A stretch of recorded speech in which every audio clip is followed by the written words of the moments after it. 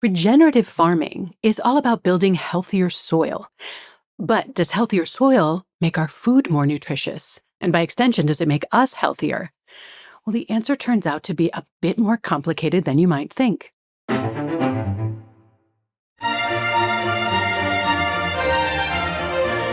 Hello, I'm Monica Reinagel, and this is the Nutrition Diva podcast, a show where we take a closer look at nutrition news, research, and trends so that you can make more informed decisions about what you eat. I recently had a fantastic opportunity to attend a conference on regenerative agriculture. It was hosted by the Soil Health Academy. This is a nonprofit organization that educates and helps farmers and ranchers in adopting regenerative practices. And the conference was held on Kinloch Farms, a family-owned farm in the beautiful rolling hills of Northern Virginia, not far from Washington, D.C. Kinloch is committed to conserving and restoring the land, the water, the native habitat, while at the same time running a cattle operation that is humane and environmentally responsible and profitable. No small challenge, but one that they are meeting quite admirably.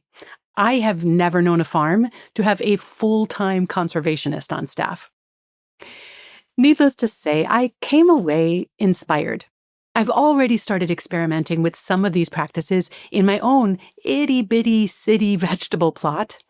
And I've also identified some regenerative farmers in my area so that I can support this movement with my grocery dollars as well. Shout out to Hidden Waters Farm in Pikesville, Maryland. Because if we believe in the value of this approach, then we need to make regenerative agriculture financially feasible for the farmers who are trying to better steward the environment in this way. One of the themes that was woven throughout this conference was the importance of context. Because regenerative agriculture isn't about following a rigid set of rules, it's about applying a set of practices thoughtfully in the context of each unique farm and ecosystem. Ray Archuleta, one of the patron saints of this movement, expresses it this way: information is essential, but knowledge is information in context, which allows us to connect all the dots accurately and effectively in any given situation. So with all of this emphasis on context, it was a bit ironic that when it came time to talking about the impacts of regenerative farming on the nutrient composition of foods or on human health, I felt that the information being shared was sometimes missing important context. And I am not trying to point fingers here. The people promoting regenerative agriculture are swimming upstream against powerful economic and cultural currents. They are trying to make the strongest case they can for a movement that I also want to see succeed. My concern is just that people may end up repeating information that is somewhat distorted or misleading, and that relying on talking points that are easy to refute or dismiss might ultimately undermine this cause. So today I want to look at a few key questions about the impact of different types of farming practices on the nutrient quality of the food that's produced, and I want to add just a bit more context.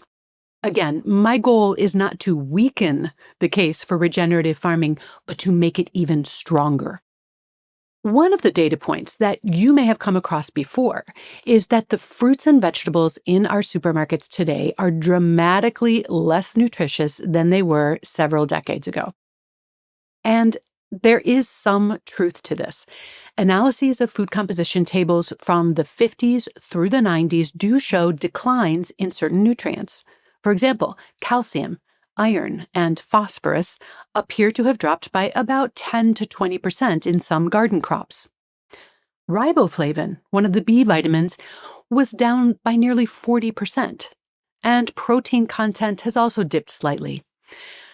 But some nutrients actually increased in certain foods over that same period, so we need to be careful not to oversimplify this story.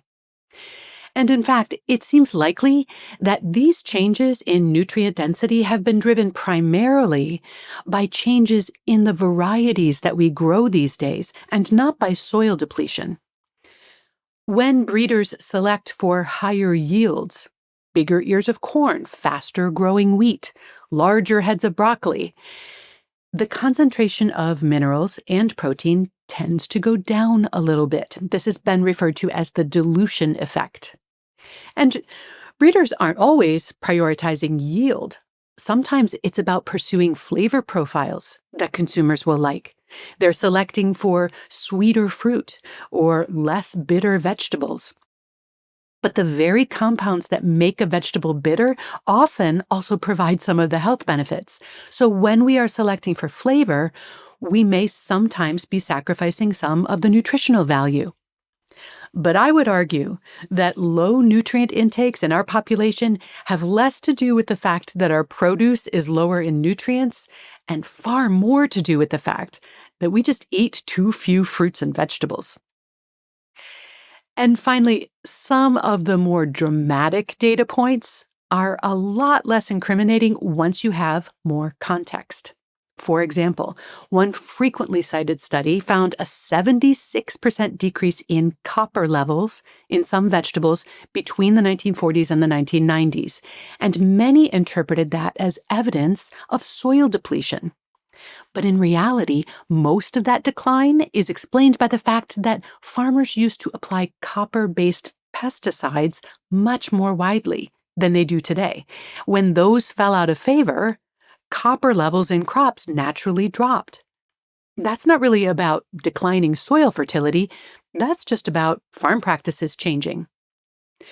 So, yes, nutrient concentrations have shifted over time, but the story is far more nuanced than just our soils are depleted and therefore our food is empty. The next question that I want to examine is how various growing practices impact the nutrient density of the produce that's being grown today. Because this is another area where the information is not always provided with enough context to transform it into useful knowledge. But first, let's define a couple of terms. Conventional farming, which represents the vast majority of food production in the United States, often relies on large-scale monocultures, growing a single crop over a vast number of acres.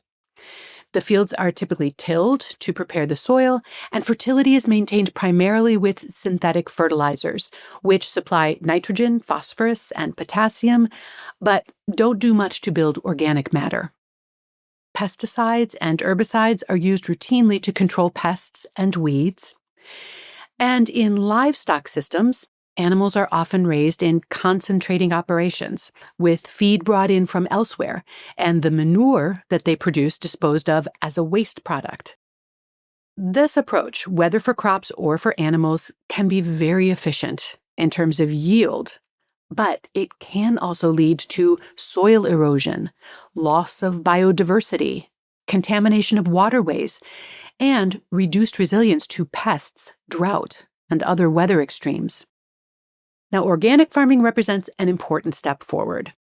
By restricting synthetic fertilizers and pesticides, it does reduce some of the environmental and the chemical burdens of conventional farming. And organic standards also restrict the use of antibiotics and growth-promoting hormones in livestock. But organic regulations aren't as focused on how the soil is managed. For instance, organic farmers often rely on frequent tilling to control weeds because herbicides are off the table. And ironically, tilling can damage the soil structure and the microbial life. These are unintended consequences that may not have been fully understood until more recently. And livestock may still be raised separately from crops, which means that the potential synergies between these two aren't always realized. So regenerative agriculture takes things a big step further. Instead of focusing on what chemicals you can or cannot use, regenerative practices prioritize minimizing soil disturbance and maintaining living roots in the ground year-round, encouraging biodiversity, and integrating livestock. And the aim is to restore soil health and fertility and improve water retention, sequester carbon, and support long-term ecological balance. Now, just to give you an idea of the relative scale here, organic accounts for about 6% of all food sales in the United States. And we have a federally regulated certification program which really enhances the visibility and the consumer awareness of organic products. Regenerative agriculture, by contrast, is still a whole lot smaller, and it also lacks a widely adopted certification. And that sometimes makes it harder to recognize these products in the marketplace. And in the show notes, I have included some resources to help you find regenerative growers near you. So if conventional agriculture is Goliath and organic is little Davy, well then regenerative is more like a tiny ant crawling next to Davy's shoe. Very small by comparison, but hopefully poised to play a much bigger role in the future. So now that we've defined our terms, let's take a look at how organic and regenerative farming affect the nutritional quality of the food that they produce. Because it is commonly believed that food grown using these more integrated and holistic practices is more nutritious. And intuitively, it seems obvious that this would be true. But the truth is more complex. Big systematic reviews have generally found that organic produce isn't consistently higher in nutrients than conventional. Some studies do show more antioxidants in organic crops. Others report slightly higher phosphorus or differences in acidity, but the results are inconsistent and the differences are often quite modest.